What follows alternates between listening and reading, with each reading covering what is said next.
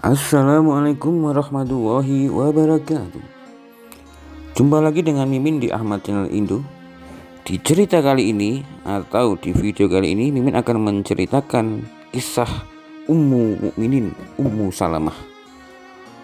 Sebelumnya, ia bersuamikan Abu Salamah, seorang laki-laki yang istimewa. Laki-laki yang pertama-tama memeluk Islam dan menyambut seruan Nabi untuk berhijrah. Saat sang suami wafat, ia beristirja ucapan innalillahi dan memohon ganti yang lebih baik dari sang suami. Walaupun saat itu ia bingung siapa laki-laki yang lebih baik dari suaminya, tapi keyakinannya mendahului rasa ragu yang menghampirinya. Ia tetap ucapkan kalimat itu dan Allah Maha benar janjinya. Ia dilamar oleh Rasulullah. Ia adalah Ummul Mukminin, Ummu Salamah radhiyallahu anha. Nasab dari Ummu Salamah. Nasabnya, namanya adalah Hind binti Abu Umayyah bin Al-Mughirah bin Abdullah bin Amr bin Makhzum, lahir 24 tahun sebelum hijrah dan wafat pada tahun 61 Hijriah. Ayahnya adalah seorang Quraisy yang dikenal sangat dermawan, sampai-sampai dijuluki Zatu Rakib. Disebut demikian karena kalau orang-orang bersafar bersamanya, mereka tak butuh membawa perbekalan, semua sudah ditanggung oleh Abu Umayyah.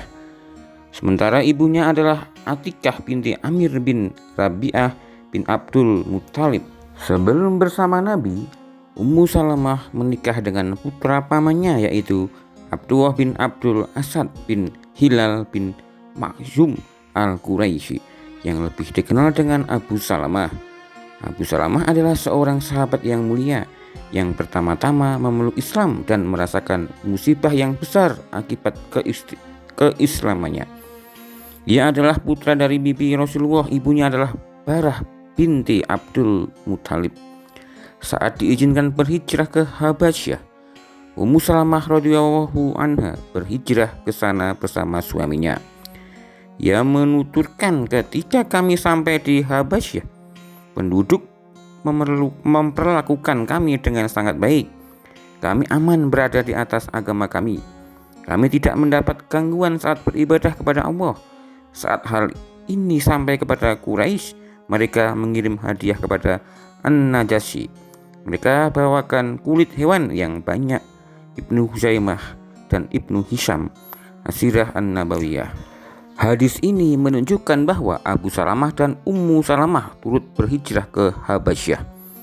Kemudian Allah izinkan kaum muslimin untuk hijrah ke Madinah. Disinilah terjadi peristiwa memilukan yang dialami Ummu Salamah radhiyallahu anha. Dari peristiwa ini kita semakin sadar akan hakikat kesabaran dan pengorban atau berkorban di atas agama Allah Ta'ala. Perlu diketahui, Abu Salamah adalah orang pertama dari sahabat Rasulullah dari Bani Makhzum yang hijrah ke Madinah. Ia berhijrah 1 tahun sebelum peristiwa Bai'at Aqabah. Ia datang dari Habasyah menemui Rasulullah di Mekah. Setibanya di Mekah, keadaan belum berubah. Orang-orang Quraisy masih saja menyakiti kaum muslimin. Di sisi lain, ia mendengar kalau di Madinah sudah terdapat kaum muslimin. Ia pun berencana hijrah ke sana, dan dalam peristiwa hijrahnya ini, istrinya Ummu Salamah mengalami penderitaan yang sangat berat. Ummu Salamah radhiyallahu anha berkisah, saat Abu Salamah telah mantap untuk hijrah ke Madinah, ia membawakan ondanya untuk kunaiki dan bersamaku putraku Salamah bin Abu Salamah. Kemudian kami berangkat sekelompok laki-laki dari Bani Al-Mughirah bin Abdullah bin Amr bin Makhzum, keluarga Ummu Salamah, mendekati kami dan berkata, tentang dirimu kami sudah menyerah. Lalu bagaimana dengan istrimu ini? Apakah kau pikir kami akan membiarkannya pergi bersamamu ke daerah lain? Akhirnya Ummu Salamah dan putranya ditahan oleh keluarganya. Ummu Salamah berkata, mereka melepaskan tali kekang unta dari tangan suamiku. Mereka merebutku darinya. Akhirnya Ummu Salamah dan putranya tertahan. Ummu Salamah melanjutkan, mengetahui kejadian ini, Bani Abdul Asad pun murka, yakni saudara Abu Salamah. Mereka berkata, tidak, demi Allah, kami tak akan membiarkan anak kami karena nasab itu dari jalur ayah berada di sisi ibunya, karena kalian telah memisahkan ibunya dari saudara kami. Mereka pun berebut menarik anakku Salamah hingga mereka melepaskan tarikannya. Bani Abdul Asad pun membawanya pergi. Aku ditahan oleh keluargaku Bani Al-Makhirah, sementara suamiku pergi ke Madinah. Ummu Salamah melanjutkan, aku terpisah dari suami dan anakku selama 1 tahun atau hampir setahun lamanya. Setiap pagi aku pergi ke ujung kota Mekah dengan deraian air mata. Sampai akhirnya seorang laki-laki dari putra pamanku melihatku. Ia melihat keadaanku dan merasa iba. Ia berkata kepada Bani Al-Mughirah, apakah kalian tak membiarkan saja dia pergi? Kalian telah pisahkan ia dengan suami dan anaknya. Keluargaku Bani Al-Mughirah berkata kepadaku, susulah suamimu jika kamu menginginkannya. Ummu Salamah berkata, dan saat itu Bani Sa'ad, keluarga Abu Salamah, mengembalikan putraku ke pangkuanku. Aku pacu ontaku, ku gendong anakku, dan ku letakkan dia bersamaku. Kami berangkat menuju Madinah untuk berkumpul dengan suami. Saat itu tak ada seorang pun yang menemaniku. Aku berkata pada diriku, apakah aku akan bertemu dengan seseorang yang bisa mengantarkanku pada suamiku? Saat sampai di Tanim, aku bertemu dengan Utsman bin Talhah bin Abi Talhah, keluarga dari Bani Abdud dari. Ia berkata padaku, mau kemana hai putri Abu Umayyah? Kujawab, aku hendak ke Madinah berjumpa dengan suamiku. Apakah ada orang yang menemanimu?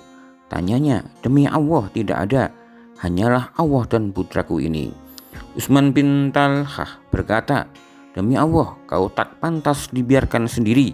Ia pun mengambil tali kangkang untaku, kemudian membawaku pergi. Demi Allah aku tak pernah ditemani seorang laki-laki Arab pun yang aku pandang lebih mulia darinya. Apabila kami sampai di tempat istirahat, ia menghentikan untaku, kemudian ia memperhatikan keadaanku. Sampai-sampai saat aku turun dari untaku, dia pun memperhatikan untaku itu. Ia pergi dan mengikat tungganganku di pohon. Setelah istirahat selesai, ia datang lagi dan berkata, naiklah. Saat aku telah naik, ia mendekat dan mengarahkan perjalanan kami sampai kami ke tempat istirahat berikutnya. Ia melakukan hal itu terus sampai kami tiba di Madinah. Saat ia melihat kampung Bani Amir bin Auf di Kuba, ia berkata, suamimu berada di kampung ini, masukilah dengan berkah dari Allah. Kemudian ia pergi kembali ke Mekah. Ummu Salamah berkata, demi Allah aku tidak mengetahui ada keluarga dalam Islam yang menderita seperti penderitaan keluarga Abu Salamah. Aku tak melihat orang yang lebih mulia dibandingkan Utsman bin Talhah. Ibnu Hisham As-Sirah An-Nabawiyah. Akhirnya keluarga ini kembali berkumpul dengan keislaman dan keimanan mereka. Pada tahun 2 Hijriah, Rasulullah mengajak para sahabatnya untuk mencegat kafilah Abu Sufyan. Tanpa disangka, kemudian peristiwa inilah menjadi sebab perang Badar. Aku Salamah turut serta dalam rombongan yang mencegat kafilah, dan tentu saja ia juga terlibat dalam perang Badar. Dalam perang itu ia menderita luka-luka itu sampai sembuh, tapi kemudian kambuh kembali hingga menyebabkannya wafat pada Jumadil akhir tahun 3 Hijriah. Ummu Salamah menceritakan, suatu hari Abu Salamah menemuiku. Ia baru saja menemui Rasulullah. Ia berkata, aku mendengar dari Rasulullah sebuah perkataan yang membuatku bahagia. Beliau bersabda, tidaklah seorang muslim ditimpa suatu musibah, kemudian ia beristirja, mengucapkan innalillahi wa inna ilaihi raji'un. Saat musibah tersebut terjadi, setelah itu berdoa, ya Allah, berilah aku pahala atas musibahku ini, dan gantikanlah dengan yang lebih baik darinya, kecuali Allah akan mengabulkannya. Kata Ummu Salamah, aku pun menghafalkannya. Ketika Abu Salamah wafat, aku beristirja dan berdoa, ya Allah, berilah pahala atas musibahku ini, dan gantikanlah dengan yang lebih baik darinya. Setelah itu aku renungkan ucapanku dan bertanya pada diriku, adakah untukku yang lebih baik dari Abu Salamah? Setelah idahku selesai, Rasulullah meminta izin padaku. Saat itu aku sedang menyimak kulit. Kucuci tanganku dan kuizinkan beliau masuk. Aku pun membantangkan alas duduk dari kulit yang berisi serat. Beliau pun duduk di atasnya dan meminangku untuk dirinya. Setelah beliau selesai berbicara, aku berkata, wahai Rasulullah, siapa aku ini untuk tidak menerimamu? Tapi aku adalah seorang wanita yang sangat pencemburu. Aku khawatir Anda melihat pada diriku sesuatu yang menyebabkan aku diazab oleh Allah. Dan aku adalah wanita yang sudah berusia dan memiliki anak-anak. Rasulullah menanggapi, yang engkau sebut berupa kecemburuan, Allah akan menghilangkan hal itu darimu. Tentang umurmu, aku pun telah berumur sebagaimana engkau. Dan tentang anak-anakmu, anak-anakmu juga anak-anakku. Ummu Salamah menjawab, aku terima lamaran Anda Rasulullah.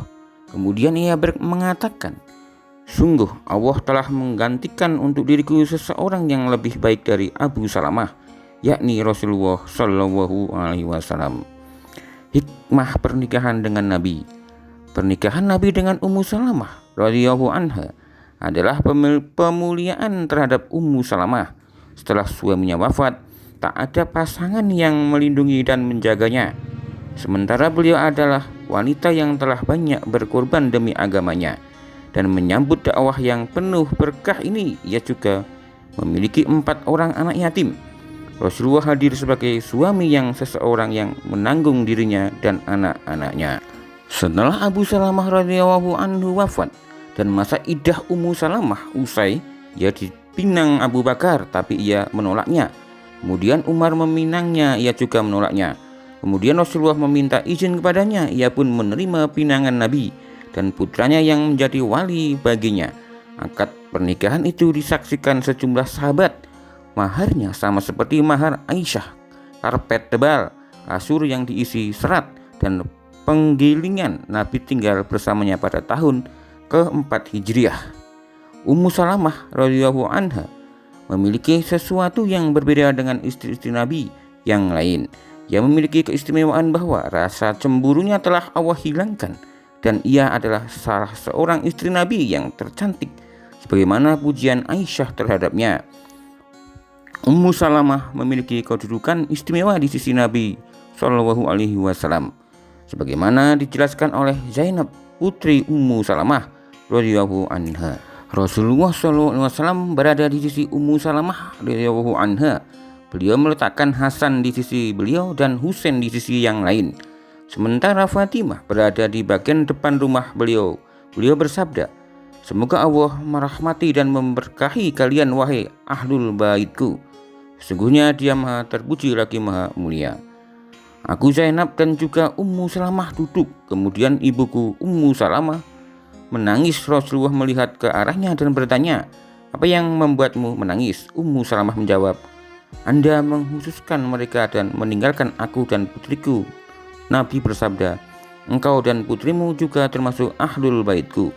Hadis riwayat At-Tabrani. Saat Rasulullah hendak menemui istri-istrinya, beliau memulainya dari Ummu Salamah radhiyallahu anha. Dari Aisyah radhiyallahu anha, ia berkata, merupakan kebiasaan Rasulullah apabila usai sholat asar, beliau menemui istri-istrinya satu persatu. Ia mulai dari Ummu Salamah karena ia yang paling senior dan beliau tutup dengan mengunjungiku. Ummu Salamah adalah seorang wanita yang baik dan menjaga kehormatan diri. Ia memiliki kedudukan istimewa di sisi Rasulullah. Anak-anaknya dididik di rumah Nabi. Pernikahannya dengan Nabi memiliki hikmah yang agung. Saat ia tengah sendiri setelah wafatnya Abu Salamah, tak memiliki keluarga dan pelindung, ia dan suaminya adalah seorang yang berjuang untuk dakwah dengan segala yang mereka miliki, baik harta maupun jiwa. Pernikahannya dengan Nabi adalah pengganti dari semua kebaikan yang hilang darinya. Rasulullah memuliakan Ummu Salamah dan suka memberinya hadiah saat menikahinya. Nabi berkata kepadanya, sesungguhnya aku memberian Najasyi suatu perhiasan dan sejumlah misik, tapi sekarang An-Najasyi telah wafat dan aku memandang hadiah tersebut kembali ke pemilikannya kepadaku. Seandainya hadiah itu kembali padaku, aku akan kuberikan padamu. Apa yang diucapkan Rasulullah benar terjadi. Beliau memberi masing-masing istri beliau satu uqiyah misik dan memberi Ummu Salamah sisa semuanya ditambah perhiasan. Hadis riwayat Ahmad. Kecerdasan Ummu Salamah. Di antara keutamaan Ummu Salamah radhiyallahu anha, beliau menjadi sebab langsung turunnya beberapa ayat Al-Quran. Dari Mujahid, Ummu Salamah berkata, "Wahai Rasulullah, laki-laki turut serta dalam perang jihad, sementara kami tidak. Kami sifati sebagai warisan." Kemudian Allah menurunkan firman-Nya, "Dan janganlah kamu iri hati terhadap apa yang dikaruniakan Allah kepada sebagian kamu, lebih banyak dari sebagian yang lain. Karena bagi orang laki-laki ada kebahagiaan, ada bahagiaan daripada apa yang mereka usahakan, dan bagi para wanita pun ada bahagiaan dari apa yang mereka usahakan." Quran Surat An-Nisa ayat 32. Wafatnya Ummu Salamah.